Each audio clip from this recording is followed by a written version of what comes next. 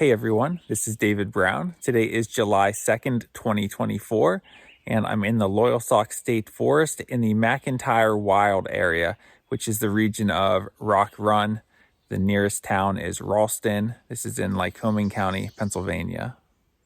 The road to get up to the point I'm at now is a couple miles, I would say, but I had to go really slow. It's very rough. Here it's not too bad, but on the way back down, if I run into another car, I don't know what we're going to do.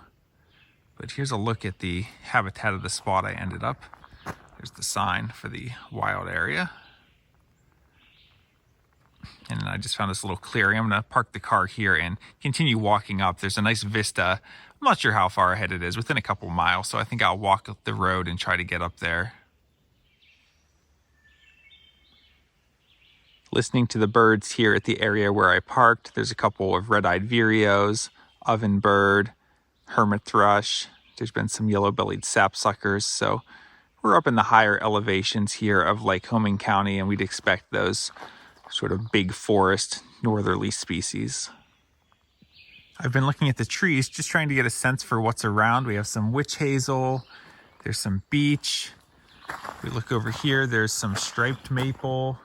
There's also some other maples, maybe red maple. Over here we have some stands of white pines. So a few different species. There's some birch up here, look like some sweet birch. And there was another birch that might have been either paper birch or one of those similar species. We've got some jewelweed growing here alongside the road. And if we look closer, we see that it has orange flowers, making this Impatiens capensis. We also get Impatiens pallida, which has yellow flowers. And I was reading last night that there's actually around 1,000 species in the Impatiens genus, but we just have 2 of them in this area. And another thing to know about jewelweed is it's good if you get poison ivy. You can crush up the leaves and rub it on the spot, and it will prevent you from getting poison ivy. I've only been up on this road once before, and that was a number of years ago with my family just to visit the vista. And I don't think we really did much birding along the road here. So this is really my first time exploring it, and I doubt that there's many people who do birding up here. So I'm excited to see what I'm able to find. I'm noticing that right beside the road, you have sort of your typical mix of roadside weeds. And then you go a little farther back in, you have hay-scented fern. And up above the hay-scented fern, you have these low striped maple trees. And then the taller trees along the road here seem to be all sweet birch. Here we have a small sweet birch tree. And if you take your fingernail and just scratch open a little bit of the bark and then smell it, it smells like wintergreen or birch beer. Here we have the leaves of a tulip tree, and they're just covered in insects with flies and moths and other things. Along the road here, there's some patches of sensitive fern. And up above it, we have an American beech tree, and the leaves don't look too good. I think this is caused by that nematode that's causing all kinds of problems for the beeches. Here's a nice low example of a red maple tree, which is a common species in the woods of Pennsylvania, but a lot of times they're taller, so you don't get a good look at the leaves. Here's where the main road continues on, but there's this side road that breaks off. And looking at the map, this just goes for miles and miles and miles into the middle of nowhere. So maybe on the way back, I'll walk down this road a little bit. I'd be a little hesitant to drive it though, but it does look like it is drivable. And this is a big wilderness area. I think this wild area is something like 7,500 acres, and that's not including any of the surrounding state forest. So really huge area that literally no one explores or puts in birding lists. So who knows what's out here. Here we have a couple of yellow birch trees. You can see how peely the bark is. You'll frequently see birches sprouting out of a downed log like we see here. And if we take a look on the other side of the road, when the log disintegrates underneath that, sometimes it leaves the birches with a stilted appearance. Here we have an eastern hemlock tree, and looking at the needles, I'm not seeing any signs of the hemlock woolly adelgid. Almost all of the hemlocks that I see show signs of that, which show up as these fuzzy white things on the needles, but this tree seems healthy. Here's a nice little stream that's along the road in this section, and For feeling like we're way up on top of the mountain, there's a fair amount of water running, so it'd be interesting to follow this back to the source and see where it's coming from. Here's another eastern hemlock, and looking at these branches, they look fine, but if we look up here, we do see signs of the hemlock woolly adelgid. As I was walking along the road, this area caught my eye, so I came in this way and then up and around, and I'm on this big pile of rocks.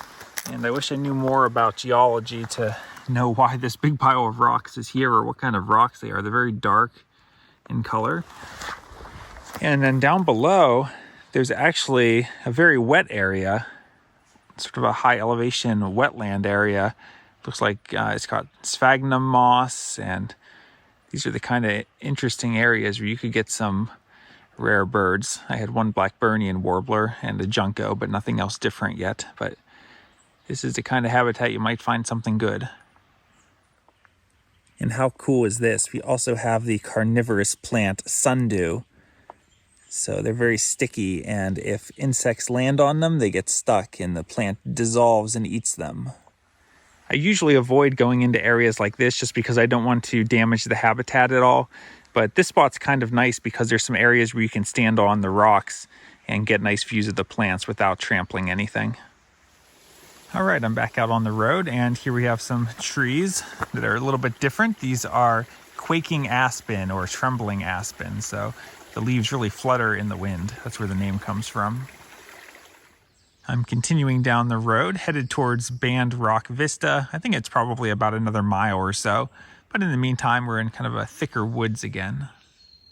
One trick I recommend if you're like me and you like to wear drab colors is bring something bright with you. I brought this bright orange hat, and this is just something that if I were to get lost or off trail, this would make it easier for people to find me. So it's always good to have something bright colored on you in case you need it. Here we have a tree with compound leaves, so you can see the leaf with the leaflets. And if we look at the arrangement, we see that the leaves come out opposite each other. So that's a good sign of an ash tree. And in this habitat, white ash would be the expected species.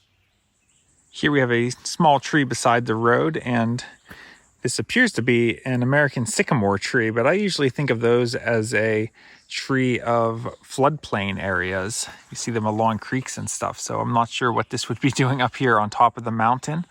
I'll double check that that's what this is, and I'll put a correction on the screen if it's something different, but sort of an interesting little tree just growing along the side of the road. I just came to this area where there's this cross here along the road and a little dirt road that goes back, and on Google Maps it's calling this McIntyre PA, so I might just wander up here for a minute to see what's there. Here we have a patch of May apple. They have these kind of distinctive round looking leaves, and over here there's some of them that actually have the apples on them. So in the spring those are beautiful flowers, and then they turn into that kind of fruit. Here's one that was a little shocking for me. It's a Robert Brown, which is a very common name in my family, with my brother, my dad, and my grandfather all having that name, but with different middle initials. And it looks like this grave is from 1849. Here's another grave that says Brown, but these probably are not relatives of mine. My family came by way of Pittsburgh, so we were not in this area in that time. Here's one that's a little sad, and I can barely make it out. I think it says Willie, son of David and Sarah Blythe, died August 9th, 1881, aged 2 months, 22 days. So just a baby. Well, that was a solemn little detour. There was also a least flycatcher back there. And now I'm back on the main road and continuing towards Band Rock Vista. There's nothing that would stop you from driving this far, but the roads are getting a little sketchy and there's some pretty big puddles. I paused at this spot because I heard a magnolia warbler singing, and I found some trillium, and there is also some ghost pipe. They must have gotten quite a bit of rain up here recently. I sure wouldn't want to have to drive my car through that puddle. There's a tiger swallowtail butterfly just laying on the water, and it's moving, so it's alive, but I don't know what it's doing, if it's drinking or... Never seen a butterfly just laying on water like this before.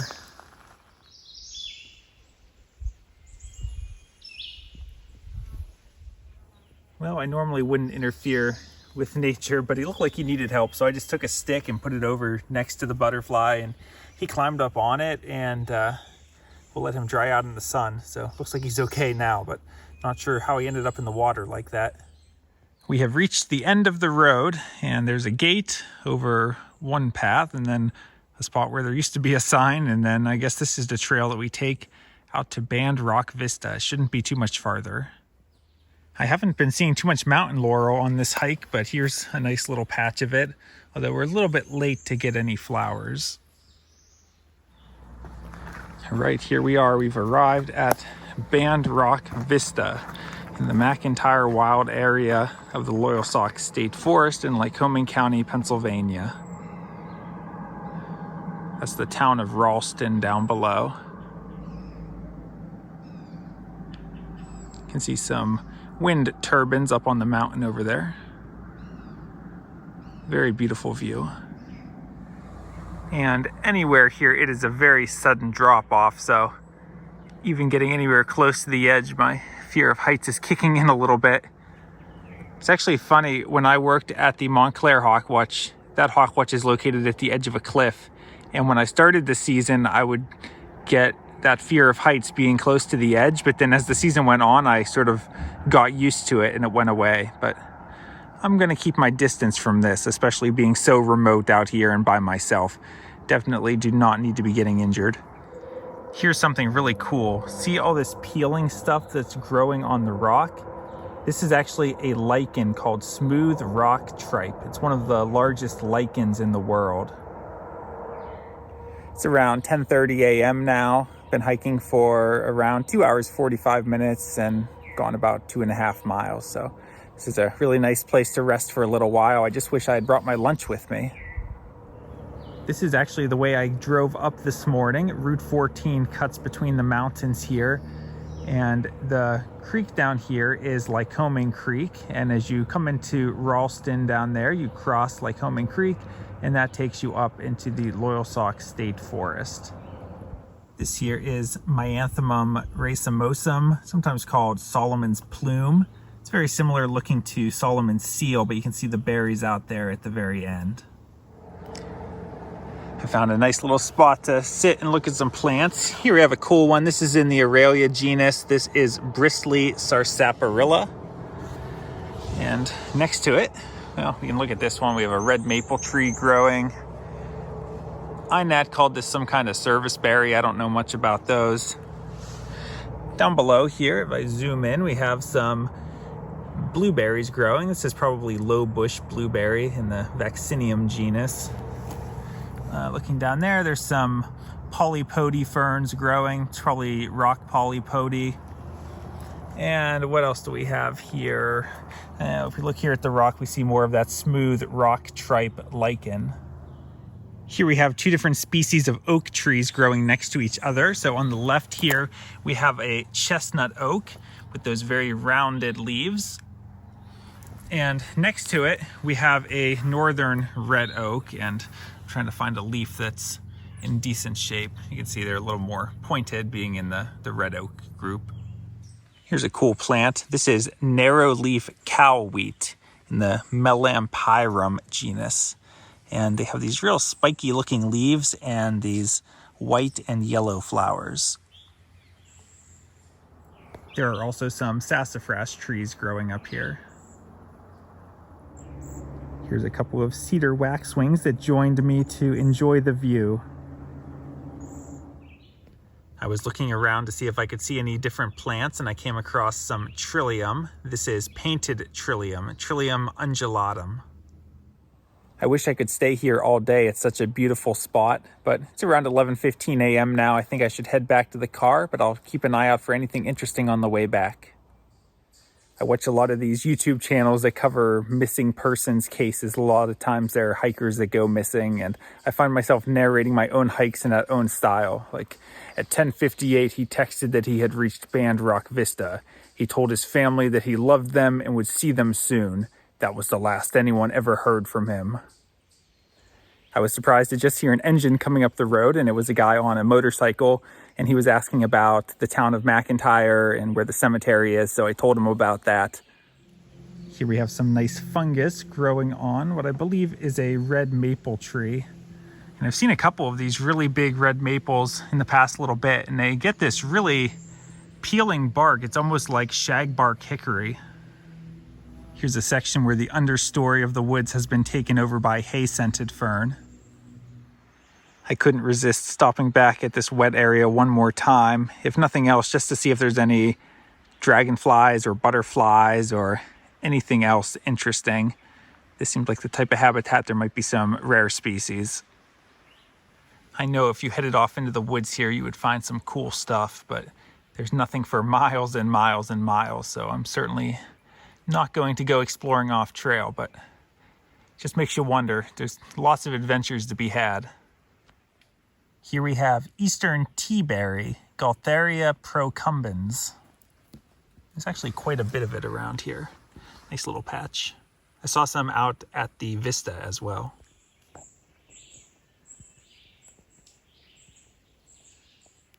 There's a pair of dark-eyed juncos hopping around in here, and normally we would think of juncos as being a winter bird, but at the high elevations here in Lycoming County, we do have nesting dark-eyed juncos.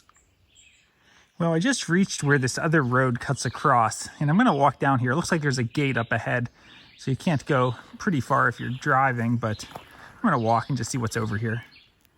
There are some common white-tailed dragonflies flying around over this puddle. And here's that gate up ahead, and you can see it's getting pretty grown up with grass, so I don't even know how drivable this road would be anyway. I got a better look at the dragonflies now, and one of them is a common whitetail, but the other one looks like a 12-spotted skimmer. Whoa. That thing is big and nasty and just got in a fight with something smaller that looks similar.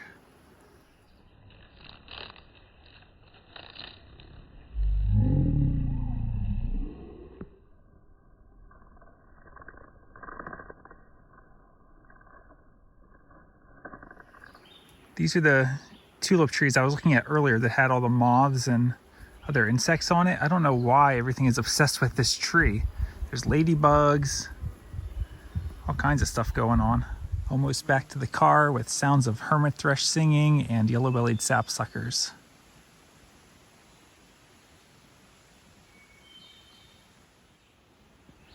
And thank goodness I made it back to the car.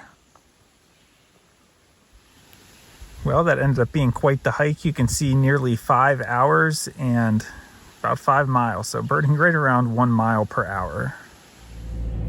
All right, time to head back down the road, and hopefully we don't run into any other cars, because I don't know what we're going to do if that happens. Have to maybe back up and find a spot that's wide enough for 2 cars to get by.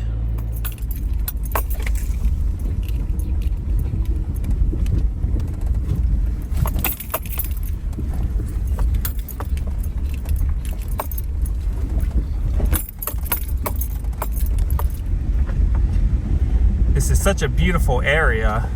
I'd love to hike this whole trail one day. Lots of different spots you could hit along here. All right, I think we made it through the worst of it. It's such a beautiful area here. There's a pretty big drop off to the left here as you get down into the Rock Run Valley. And that's a really popular swimming hole, Rock Run. But I don't know who's crazy enough to go swimming there with as cold as that water's gotta be. I know many years ago, me and my brother and some friends went on an adventure hiking down the creek. We didn't really swim, but this is sort of one of the gems of this part of north central Pennsylvania. Up ahead here on the road, there's a white admiral butterfly. You can't appreciate how tall some of these trees are until you see that they start way down in the valley and are way higher than we are. Well, my worst fear just came true. Another car came up the road. Actually, it was a pickup truck.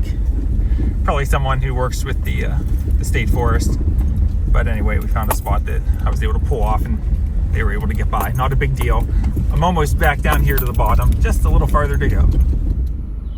All right, well, I made it out to the bottom. You can see here's the sign for the McIntyre Wild Area of the Loyalsock State Forest. I'm going to head home and have some lunch now, but I hope you enjoyed coming along on this adventure. I had a great morning. I thought this was a really nice hike. It's a beautiful area, and who knows when I'll be back here, so I tried to make the most of it. But stay tuned to follow me for more adventures in the near future. From Lyco Birds, this is David Brown. Thanks for watching.